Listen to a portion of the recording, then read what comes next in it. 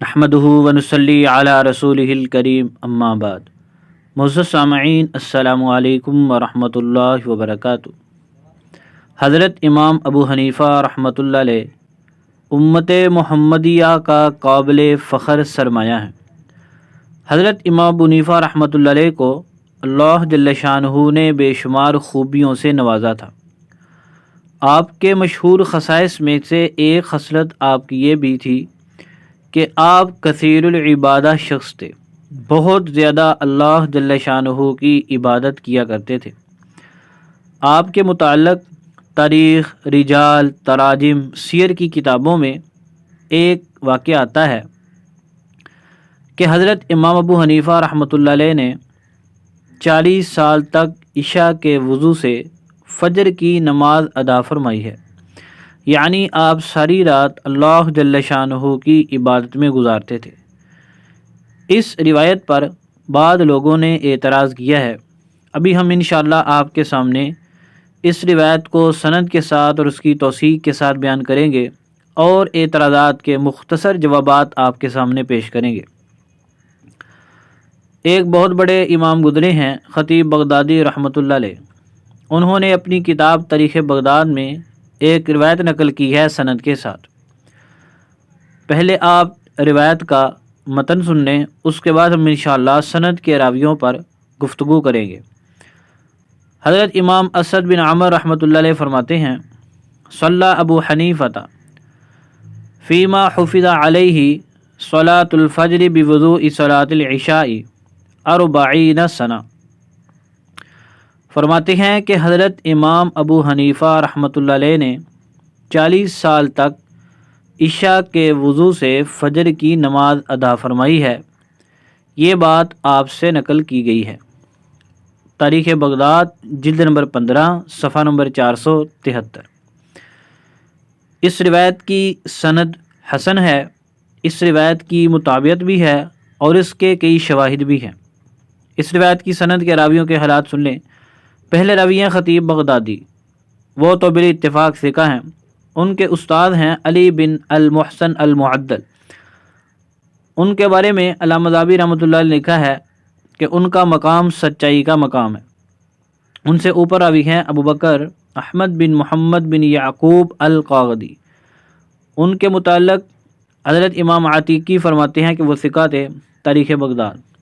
ان سے اوپر راوی ہیں ابو محمد عبداللہ بن محمد بن یعقوب بن الحارث الحارثی البخاری۔ ان کے متعلق علامہ ذہبی رحمۃ اللہ لکھا ہے، الشیخ الامام الفقیہ العلامۃ المحدث، اور ساتھ یہ بھی لکھا ہے کہ نامور محدث ابن مندہ رحمۃ اللہ علیہ ان کے بارے میں اچھی رائے رکھتے تھے۔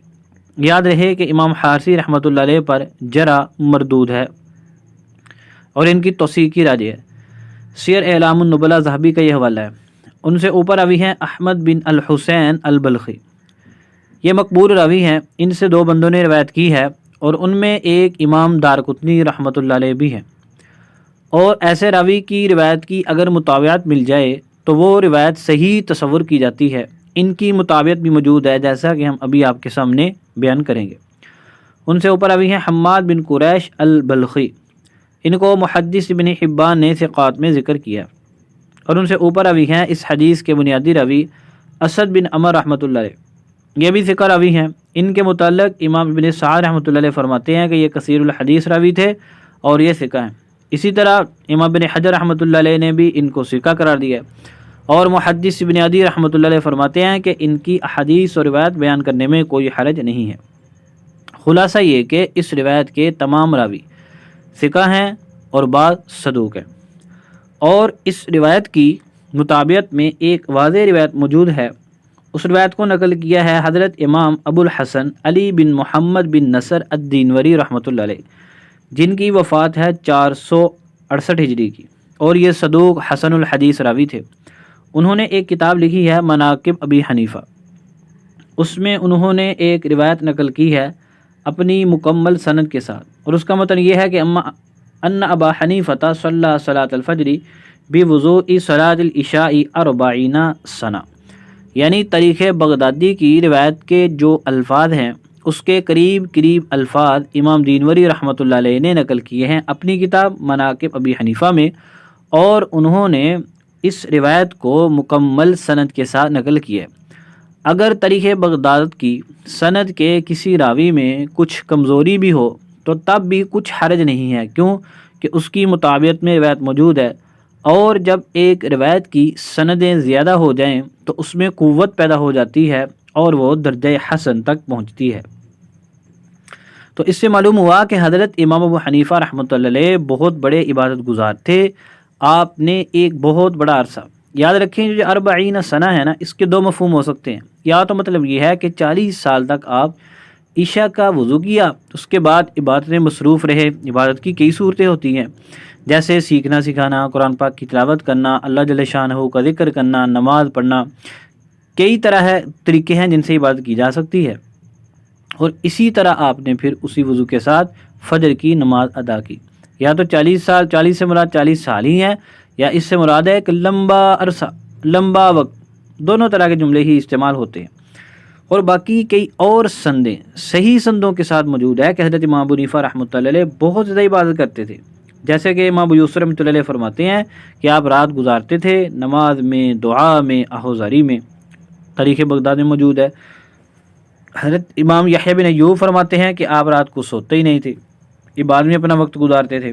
حضرت امام سفیان بن عیینہ رحمۃ اللہ علیہ بڑے نامور امام ہیں، وہ بھی فرماتے ہیں کہ آپ کثیر الصلاۃ تھے، بہت زیادہ نماز پڑھنے والے تھے، بلکہ بعض روایتوں میں ہے کہ آپ کا لقب پڑ گیا تھا کھونٹا، جنہوں قلعہ کہنے اپا، کیوں کہ آپ بہت لمبی نماز پڑھتے تھے، بڑی دیر کھڑے رہتے تھے، جیسے وہ قلعہ سیدھا کھڑا رہتا اسی طرح آپ سیدھے کھڑے رہتے تھے، قیام بھی لمبا کرتے تھے، بڑی لمبی نماز پڑھتے تھے۔ اللہ جل شانہ نے آپ کو یہ خاص توفیق عطا فرمائی تھی۔ پھر یہاں پر لوگوں نے کچھ اعتراض کیا، جی ساری رات عبادت کرتے تھے، حالانکہ حضور پاک صلی اللہ علیہ وسلم نے تو وہ 3 بندوں سے فرمایا تھا کہ رات کا کچھ حصہ میں عبادت کرتا ہوں، کچھ حصہ جاگتا ہوں، ان کو تنبیہ فرمائی تھی۔ وہ اس کو دلیل بنا کر امام ابو حنیفہ رحمۃ اللہ علیہ کے خلاف بولنا شروع کر دیتے ہیں۔ ہم ان کے جواب میں کہتے ہیں، جناب کسی بھی روایت کا مفہوم اخذ کرنے سے پہلے اس روایت کی تمام سندوں کو، طرق کو، اس مفہوم کی دیگر روایتوں کو بھی دیکھنا چاہیے، اس کے بعد کوئی نتیجہ نکالنا چاہیے تاکہ بندہ گمراہی سے بچ سکے۔ آپ کو یہ روایت تو یاد آ گئی، کچھ سونا بھی چاہیے، عبادت بھی کرنا چاہیے۔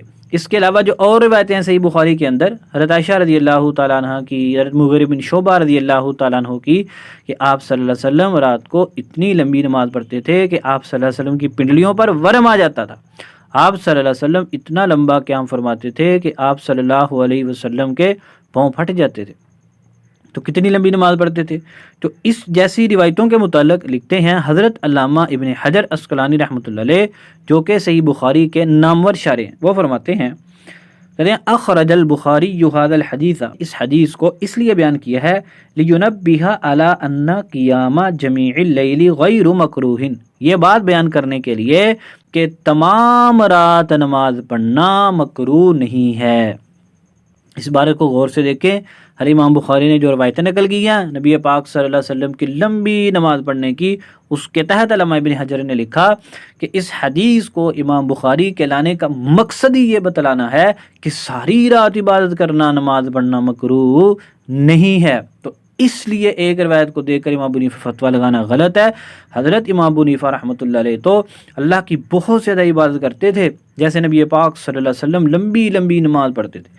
ان لوگوں کو یہ روایت تو یاد ہے، کچھ دیر سونا، کچھ دیر عبادت کرنا، یہ یاد نہیں حضرت حذیفہ رضی اللہ عنہ کی روایت کہ آپ صلی اللہ علیہ وسلم نے ایک رکعت میں، سنن نسائی 1134 روایت ہے، سورہ بقرہ پڑھی، سورہ آل عمران پڑھی، سورۃ النساء پڑھی، اتنا لمبا، اور پھر فرماتے ہیں اتنا ہی لمبا رکوع کیا، اتنا ہی لمبا سجدہ کیا، آیت رحمت پہ رکتے، رحمت مانگتے، عذاب پہ رکتے، عذاب سے پناہ چاہتے، تو کتنی لمبی نماز ہوگی۔ تو اس طرح کی روایتیں بھی لوگوں کو بتائیں نا، تاکہ لوگوں کو نماز کا شوق پیدا ہو، ان کی عبادت میں اضافہ ہو، زیادہ دیر قیام کریں، زیادہ لمبا رکوع کریں، زیادہ طویل سجدہ کریں۔